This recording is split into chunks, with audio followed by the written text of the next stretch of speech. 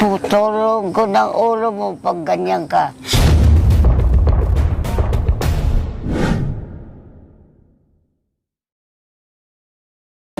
Magandang hapon po muli sa ating lahat mga kabayan. Nandito tayo kay Lola Elena and Tatay Ray dahil muli natin silang bisitahin, no? Dahil nakita nyo naman nung nakaraan ay nagpintura tayo at hindi natin nahabol yung pag-varnish natin kasi naalala nyo nung pag-deliver ng bahay ay inulan ng inulan at dinaan natin sa putikan. So ngayon medyo nasira yung kanyang varnish. So ngayon magba-varnish tayo muli. Tara, puntahan natin. Wow, ang ganda ng date nila. Nasa ilalim ng puno. No? Diyan sila nagdi-date ni Tatay Ray. Mukhang smiling ayon si Tatay Ray. Malayo pa tayo pero smiling. No, masaya. Oh, hindi pa natin nakausap po. Pero ang ganda-ganda ng ngiti. Oh, tumayo si Madam Elena. Hi! Kumusta ka, aking mahal? Oh, dinugtong ngayon. Mukhang alam na alam yung kanta ah. Kumusta ka, aking mahal? Oh. Ano? Ay nasa Buti pa. Yakap mo. Oh, nakakaraos din. panaginip ko'y darating ka, madam. Laging sa'yo, sinta. Ay, ano yun? Panaginip ko'y laging ikaw. oh, kahit na malayo ang palad ko, sinta. Okay, so ayan, nanatan natin sila nag-date dito sa ilalim ng puno ng mangga. Kumusta naman Lola Elena and Tatay Ray? Ang daming nagsabi na ang gwagwapo at gaganda, bumata at lumakas na kayong dalawa. Opo. Oh. Lalong-lalo na si Lola Elena, no? Malakas na kayo. At ang ganda ng haircut niyo, bagay na bagay. Basta naman kay Lola Elena. Mabuti na naman, madam. Kasi andito kayo na naman. Opo. Parati kayong tinatawa pag humiga ako. Opo. Pasalamat pa ako sa iyo, madam. Pag umiga ako, gumising ako, ganun din ang ginagawa ko, madam. Opo.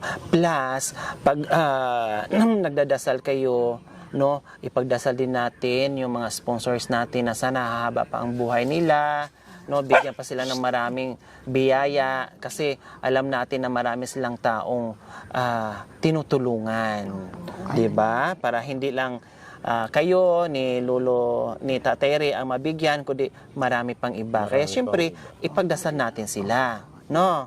O, isama niyo po sa dasal niyo, Lola Elena, ha? O, kayo naman po, Tatay Ray. Lagi kong pinagdarasal, madam, na lahat ng mga sponsor hindi sila magsasawa dahil hindi lang kami ang mahirap ang buhay, mas marami pang matutulungan nila. Tama po kayo. Sana po hahaba ang buhay nila para maibigay nila lahat ng mga katulad namin, mga mahirap. Ganun din. Tama po kay Tatay Ray, no? Na hindi lang tayo ang tutulungan, kundi marami pang iba na nag-aantay. Hindi lang kami, madam. Opo. Kaya magiging masaya na lang tayo sa ginagawa natin na nakakatulong tayo. Saan ba kayo nagiging masaya o magiging masaya? Doon sa walang naitulong, sa walang naiambag, o doon sa mga taong may nagagawa. Kahit hindi man kalakihan, ang importante, taos puso nating binigay sa kanila at pinapasaya natin, binibigyan natin ng chance, binigyan natin ng magandang buhay, no, sa dapit hapon ng kanilang buhay na kahit papaano ay napapasaya natin sila araw-araw. Pero yun po mga kabayan, sabi ni Lola Elena, nung nandito siya ay hindi na bumalik yung kanyang sakit, no? Dahil nakita niyo naman, dinala natin siya sa hospital at pina-antibiotic natin, pina-check up natin. Kaya ngayon hindi na iniinda ni Lola Elena, tama po? Oh, 'di ba? Hindi na iniinda ni Lola Elena. So, ayan mga kabayan, magpasalamat lang ako muli doon sa nagpahabol, no? Banggitin ko lang baka mamaya makalimutan ko at may nagpahabol po kasi, and then sabi ko nga yung error nung nakaraan, so ayos na. So banggitin ko lang po yung pangalan nila. Siyempre, from Big Australia, nagpaabot po no ng 5,000. Hindi ko ata ito nabanggit nung nakaraan, no, yung sa error natin, sila ni Mrs. Mrs. NJ, no, sila ni Ma'am Charito ng Sydney, Australia, at si Ma'am Daisy ng Hong Kong. Ayan po mga kabayan, naayos na natin yung nakaraan. Huling punta natin, kaya nagpadagdag tayo ng banggit ngayon from Big Australia. Nagpaabot po ng 5,000. So maraming salamat po. Sabi ko nga, hanggang ngayon ay inuunti-unti pa rin natin tulad ng papintura tayo. Tapos mamaya magpa-varnish na naman tayo. Tapos ang gagawin natin yung apakan nga po dahil request ng ating sponsor, no, Big from Australia, na malagyan ng kahit isang apakan lang. Tanggalin na natin yung hagdanan tapos isang apakan lang. Then after that, yun po yun, unti-unti lang mga kabayan.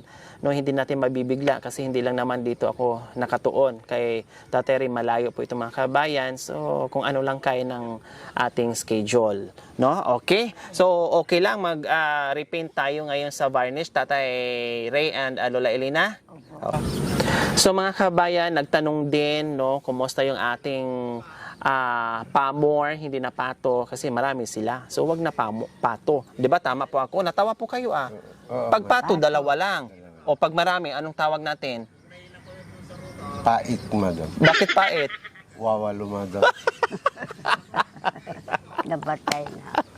Wow! Ang galing. Then, kinumusta din si Mingming. O, nandito, si Mingming. Marunong magbilang, madam. Bakit? Anong klaseng bilang? Kasi dalawa kami kay Elena. Opo. Pangatlo si Mingming. Mingming. Pang-apat si Mingming. Siya. Pero pag binilang niya yung ulam na 5, Opo. kukunin niya yung 2 dahil nakabilang siya. Oh! Pagkakain na kami, madam, hindi kumikibo. Yung Kasi nakuha niya yung parte niya. madam, Matalino. Sino kaya?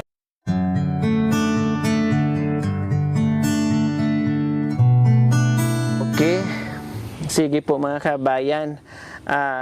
Hapon na at i-varnish na natin yung bahay kubo ni Tatay Ray at Lola Elena. Okay, doon tayo. Nasaan na ba yung varnish natin?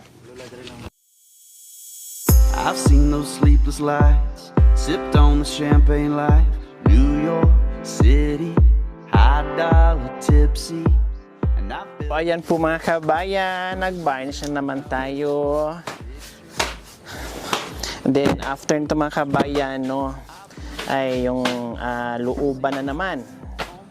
No, yung looban na naman, yan naman asikasuhin natin sa ibang araw kasi hindi kakayanin yan kung isang trabaho. Balik-balik mo lang size. Oh, di ba? So nagmumukha na siyang mga kabayan, lalong gumanda. No, lalong gumanda yung yung kubo. Lalo na pag na lagyan to lahat. So, di ba?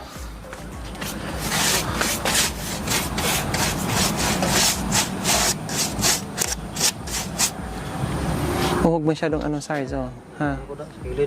Oh.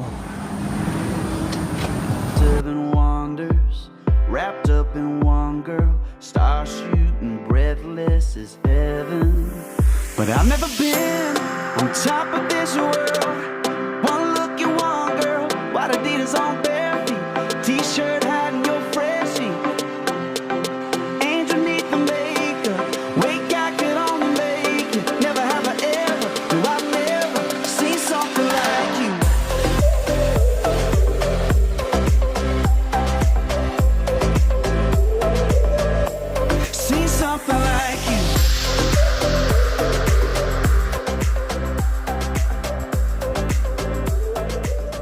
So ayan po mga kabayan, sobrang mabaho talaga, no? Matapang yung amoy niya, parang lagbi talaga, as in. Buti lang open siya kasi kung nasa loob to, kulob, naku, hindi kakayanan. Kailangan magpahinga mo siguro every 5 minutes kasi talagang maamoy. Huwag sana kayong magbabago. Kasi marami pang katulad namin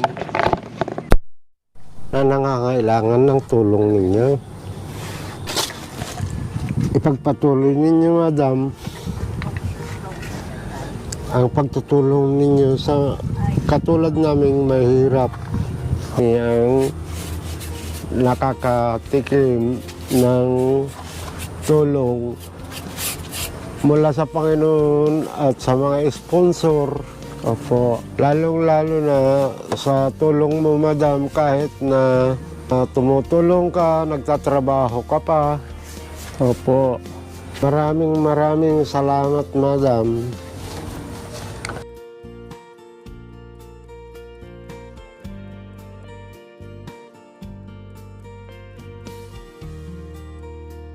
Salamat, madam. Po, Salamat, madam. walang anuman po, Lola. Dadalap kita, walang ganitong bahay ni madam. Opo. Yun ang baawa ko, sa'yo, madam. Magandang ko. Maraming salamat, madam. Na binigyan na kami ganito, madam. Opo, Lola. Kami. Kung ganun yan ang bahay mi doon, siguro wala na ako doon, namatay na, madam. Bakit mamamatay naman kayo? Di, ganyan yung bahay mi, madam. Parati kami nagpapayo. Dahil magkakasakit po kayo lalo. Opo. Kaya nasabi niyo mamamatay po sa kayo. Diyos, madam. Maawa kayo sa amin. Opo.